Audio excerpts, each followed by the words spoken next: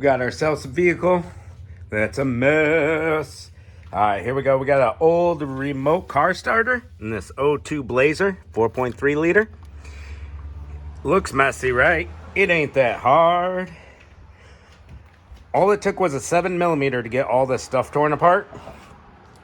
7mm. That's it. That's all I needed. All right, so it started smoking.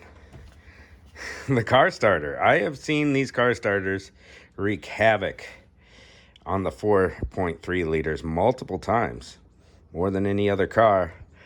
And this is what we got. This is our situation. We are going to get rid of this car starter. There was some consequences. Look at that fuse. That fuse wasn't even pushed all the way in. All right, our multi-function switch, turn signals, they're not working no more after the big kaboom. And it blew the turn signal fuses and the windshield wiper fuses. That's a 25 amp on the windshield wiper. And when I put a new fuse in and turn the key on, it instantly blows. Turn signals didn't instantly blow. The gauges, where it shows your shifter, don't light up no more. Odometer doesn't light up no more. Bunch of stuff not working. So we're looking at a possible replacement of the multi-function switch and gauges here. Probably go to a junkyard, pick some up cheap. But we're going to work on rewiring this. And it's not that hard. We want to get the whole bundle out. Here's a ground wire I cut off that goes to the car starter. It was just zip screwed in through the side, through the metal here. Cut 4 wires off that go to the body control module, which is in here. So we still got to take this off to get to that. And I want to show you an example. See, they wired this wire in just with electrical tape. All these are twisted on. They twisted them together and then put electrical tape on. There are some crimp style wire nuts.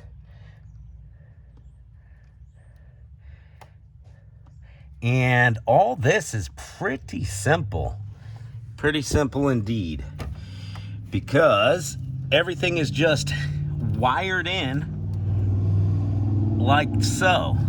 So what we're going to do to every one of these wires is take the electrical tape off and then properly attach. See, there's 2 sides of a white wire here. We'll properly attach them and eliminate this big wire, which runs through this harness to the car starter. One by one, we're going to get rid of all of these. And that's what we're going to do. And it looks like there's only 1 or 2 tricky wires where I got to figure out where they go. I might have to look it up.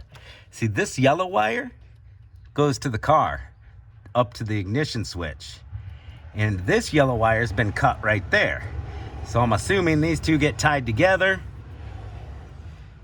And then we could take these wires out, because yellow to yellow, and that's the only 2 cuts anywhere near there. So you got to use common sense or a wiring diagram. And for the most part, looks like 95% of the wires are just take the electrical tape off, properly connect the 2 original wires in the car, and take the 1 wire that goes to the car starter off. It looks like a mess, but it isn't really. Just go one by one. I cut these 4 that go to the car starter just to get them out of the way so I could hang the wires down further. But I will be making sure they're properly attached over there.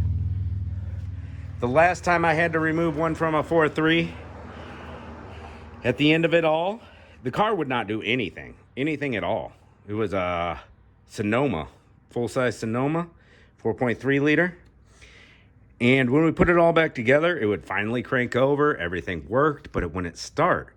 And it had fried the voltage, the 12-volt voltage to the crankshaft sensor, which is fed off of the computer. So I just had to run a new positive wire to the crankshaft sensor. And I put a fuse in it and everything. And there we go. The car started again. But these car starters, especially with the 4.3s, sometimes they go bad. This guy was smoking. All right, let's get it done and see how it goes. All right, I got all that wiring out of there. All the car starter wiring out of there. Got everything hooked up and wrapped up. Was able to pull this out of here. There was one screw in the side. All right, so changes that we got now. Now the windshield wiper fuse doesn't blow instantly, and on the gauges light up, but not on run position. See how they light up there? But they're kind of flickering. No, they were flickering before. They're not flickering. That's just the camera. But when we put the key to the on position, they shut off. Start. They light up on start, but they don't light up on the on position once you release the key. So we got some changes with the car starter out, and I've done some diagnosis, and it looks like it messed up the ignition switch, which is in here.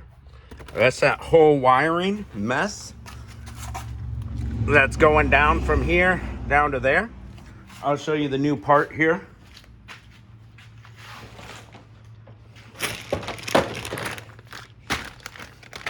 There's our new ignition switch.